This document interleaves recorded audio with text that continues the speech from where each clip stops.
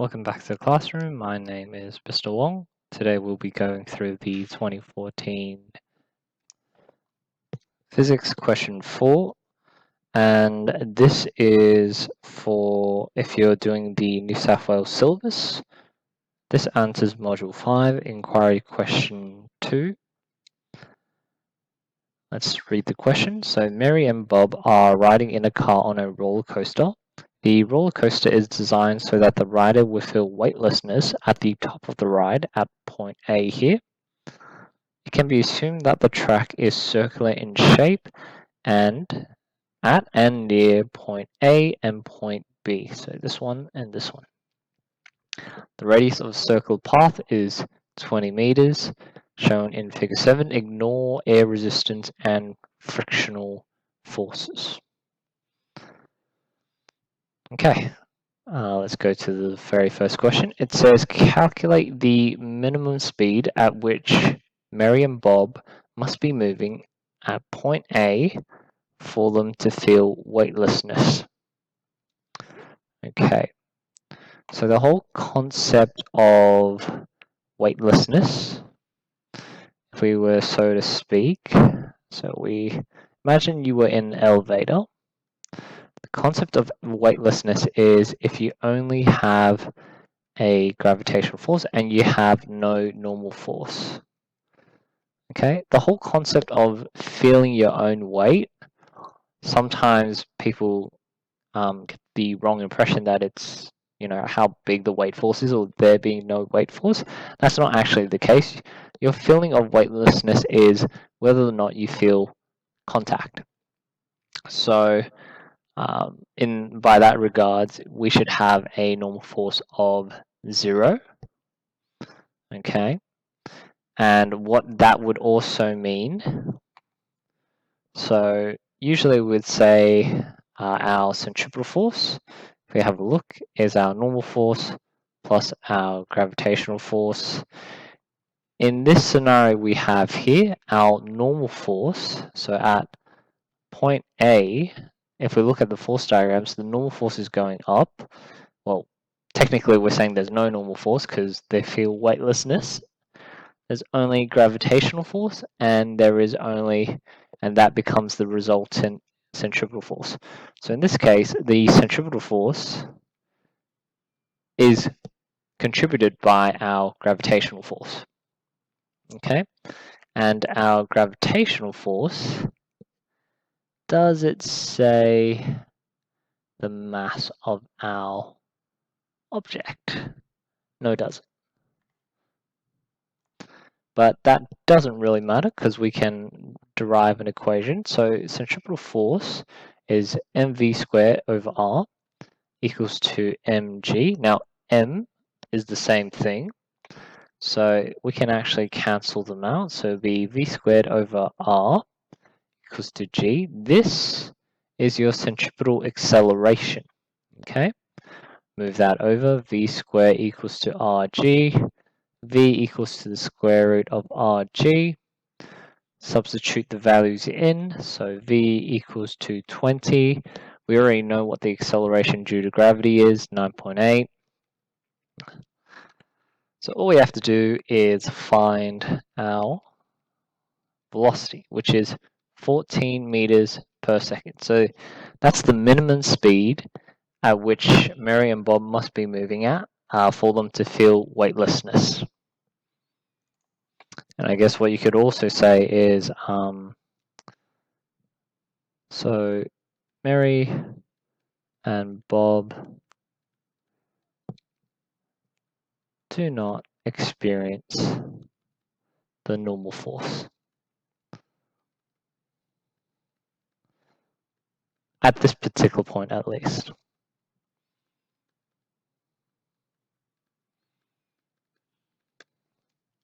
Okay, moving on to question B.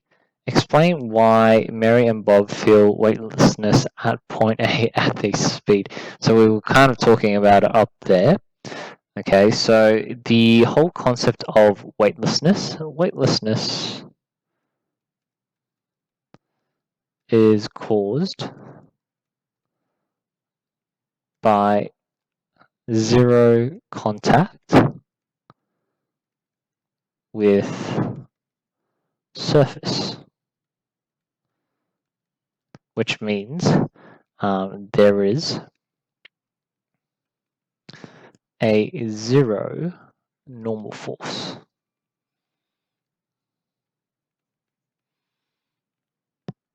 Okay, so as there is no normal force,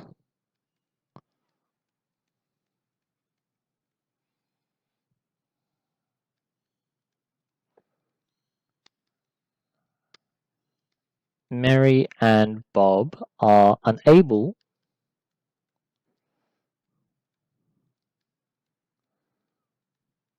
to feel their own weight. And I do use commas to mention weight as in the weight force that we are looking at. Okay. And the reason why it's at this speed is because that's the speed in which we predicted, where there is, there's only the gravitational acceleration affecting the centripetal acceleration. So at 14 meters per second, only gravitational acceleration is contributing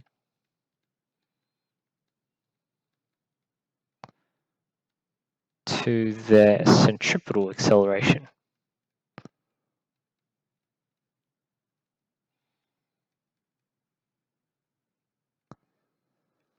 Okay, and that's how you do B. Moving on to C. Figure 8 shows the car at the lowest point B of the track, this point here. Assume the track is frictionless and there is no air resistance. Assume the car, including Mary and Bob, is a single object. So they are a point mass, so to speak, is usually what we coin it. On figure 8, draw and label all the forces on the single object in solid lines, and using a dotted line, show the resultant force. Well, that one is pretty straightforward with the resultant force. Our resultant force is, we'll label this as FR. FR resultant, that's our centripetal force. We have the normal force.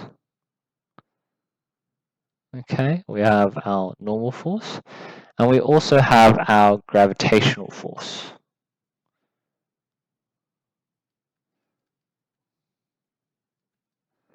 Now, what you can see is, subtly speaking, you can see how the arrow for the normal force is larger than the gravitational force. That's purposely drawn that way because when we are moving to the very bottom of a circular valley, the normal force is higher, relatively speaking, than the gravitational force.